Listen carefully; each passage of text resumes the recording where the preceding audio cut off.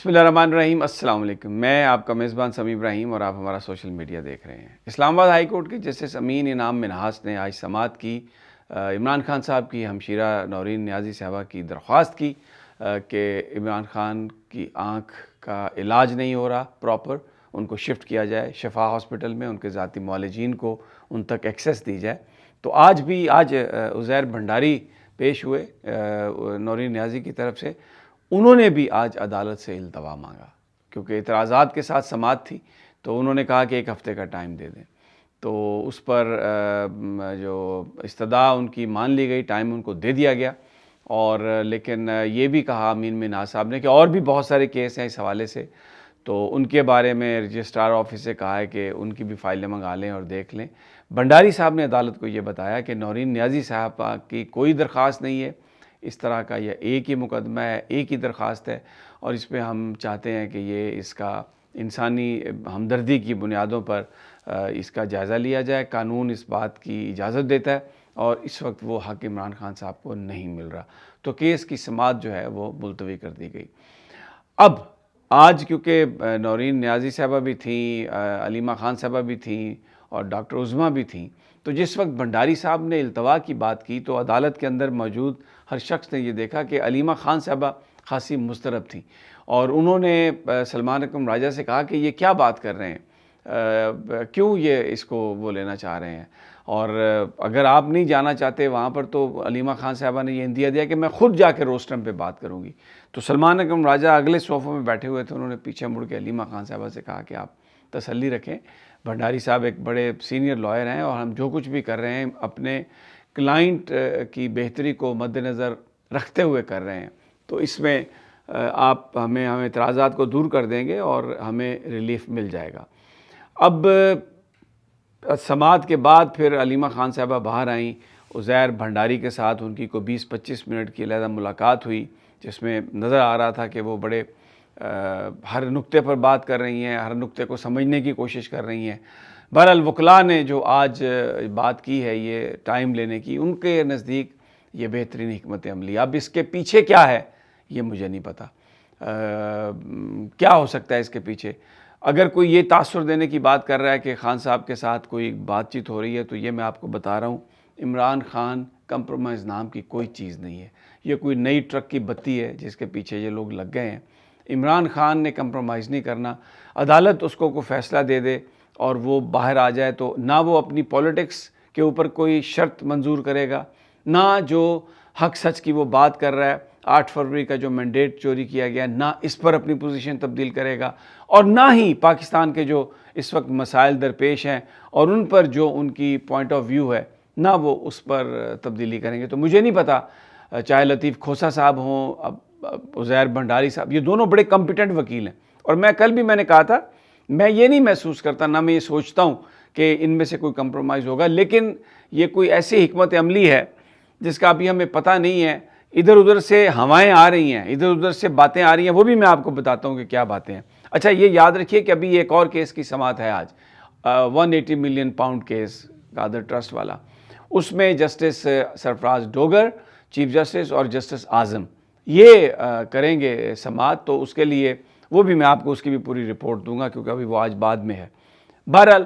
ہوائیں کیا آ رہی ہیں؟ ہوائیں یہ آ رہی ہیں کہ وہ لوگ جو اس حکومت کے گیت گاتے تھے، نون لیگ کی حکومت کے، وہ اب اپنی نجی محفلوں میں، اپنے آفیسز میں بیٹھ کر اس حکومت کو بہت برا بھلا کہہ رہے ہیں۔ ان کا یہ کہنا ہے کہ تیل کی قیمت بڑھا کے اسٹیبلشمنٹ نے جو کچھ اچیو کیا تھا، جو انہوں نے یہاں پر پاکستان کی صورتحال میں بہتری کی تھی، اس حکومت نے اس کو ستیہ ناش کر دیا۔ پھر ہم یہ بھی دیکھتے ہیں دوسری طرف سے کہ بہت سارے وہ لوگ جو حکومت کا ساتھ دیتے ہیں، حکومت کا حصہ رہے ہیں، وہ مریم نواز صاحبہ کا جو جہاز ہے اس پر بڑی کڑی تنقید کر رہے ہیں، یعنی مریم نواز صاحبہ کو، یعنی مسلم لیگ نون کی پنجاب حکومت کو انہوں نے آڑوں ہاتھے لیا ہوا ہے۔ اب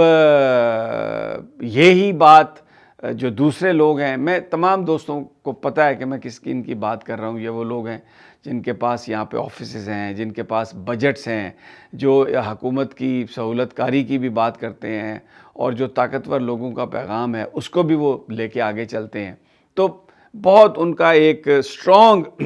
اور سٹانچ ایک سپورٹ رہی ہے اس گورنمنٹ کے لیے. لیکن ابھی نون لیگ کی حکومت پر وہ بہت زیادہ برس رہے ہیں اور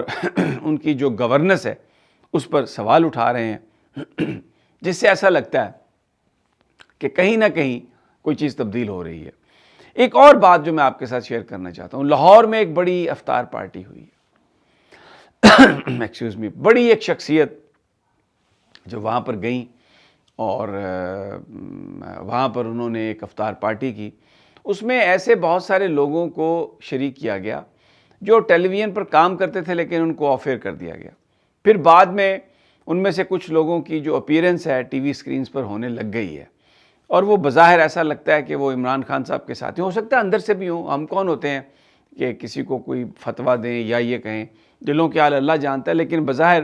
باہر وہ عمران خان صاحب کے حق میں بات کرتے ہوئے نظر آتے ہیں. ان کی افطار پارٹی میں شرکت، خاص طور پہ ان کو بلانا، پھر ان میں سے بہت سارے لوگ بطور ایکسپرٹس ہم دیکھ رہے ہیں ٹی وی سکرینز پر آنا شروع ہو گئے ہیں. تو کچھ ایسا لگتا ہے کہ ہوائیں کچھ چل رہی ہیں، کچھ بدل رہی ہیں. اور یہ جو التوا مانگے جا رہے ہیں وکلاء کی طرف سے، وہ بھی اس لیے کہ شاید کہیں حکومت کی سطح پر یا بیہائنڈ دا سین جو قوتیں ہوتی ہیں ان کے اندر کوئی اس وقت صلاح مشورہ جاری ہے کہ اس موجودہ کرائسس میں کس طریقے سے سچویشن کو ڈیفیوز ڈاؤن کیا جائے اور عمران خان صاحب کو باہر لایا جائے. ان کو باہر لانے سے مراد یہ ہے کہ جو ایک یہ مستقل جو ایک ایشو ہے پاکستان کی حکومت کا،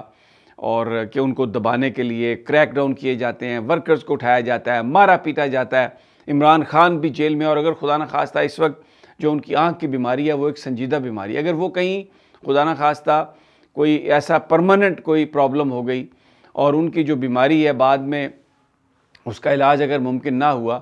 تو یہ انٹرنیشنلی بھی ایک بہت بڑی سبکی ہوگی، ایک بہت بڑا سٹگما ہوگا، ڈومیسٹکلی بھی لوگ اس کو معاف نہیں کریں گے. تو اس ساری صورتحال کے پیش نظر کہیں کچھ نہ کچھ کوئی بات چل رہی ہے، اور لیکن اس میں میں یہ یقین کی حد تک آپ کو کہہ سکتا ہوں کوئی کمپرومائز عمران خان کی زندگی میں، اس کی ذات میں کوئی کمپرومائز نہیں ہے. باقی ساری دنیا کمپرومائز کر لے، اس کا کوئی کمپرومائز نہیں ہے اور وہ اپنی جگہ پر کھڑا ہے. اور جو کوئی جا کر اس کی رہائی کی بات کرتا ہے، میں وٹنس ہوں اس بات کا. خان صاحب انہیں کہتے ہیں کہ تمہارا مسئلہ نہیں ہے، تم میری رہائی کی کیوں بات کرتے ہو؟ تم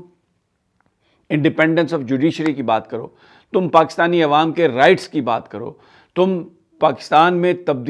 ایسی تبدیلی کی بات کرو جس سے عام آدمی کی زندگی بہتر ہو سکے. تو ان کے ہاں تو بالکل یہی چیز ہے. اور اگر عمران آئے گا، عدالتی احکامات سے آئے، یہ حکومت گیدڑ بن کے ان کو رہا کر دے، اپنی پولیٹکس، اپنی ٹرمز اور اپنی کنڈیشن پر عمران خان کرے گا. ان سے کسی سے نہ اس کا ایگریمنٹ ہے، نہ ہونا ہے، نہ ہو سکتا ہے. اور یہ جو لوگ، یہ جو میں نے آپ کو ہوائیں بتائی ہیں نا، وہ ایک نروسنس ہے آن دا پارٹ آف گورنمنٹ، کیونکہ جیسے ہی یہ ایران کی جنگ اوور ہونی ہے تو بہت تبدیلیاں ہوں گی اس خطے میں. ایران کی رجیم اگر بچ جاتی ہے، جو کہ نظر آ رہا ہے، تو پھر بہت ایک ایسا پرابلم ہوگا گلف سٹیٹس کے لیے بھی، اور اس میں پاکستان کا جو رول ہے اس کے حوالے سے بھی. تو چیزیں جو ہیں وہ بڑی تیزی سے اپنے وہ گھوم رہی ہیں. اس کا نتیجہ کیا نکلے گا، لیٹس سی. بہرحال اب تک کی جو تازہ ترین تھی وہ یہی تھی. مجھے اجازت دیجیے، اگلی ویڈیو تک انشاءاللہ جلد ملاقات ہوگی. اللہ نگہبان.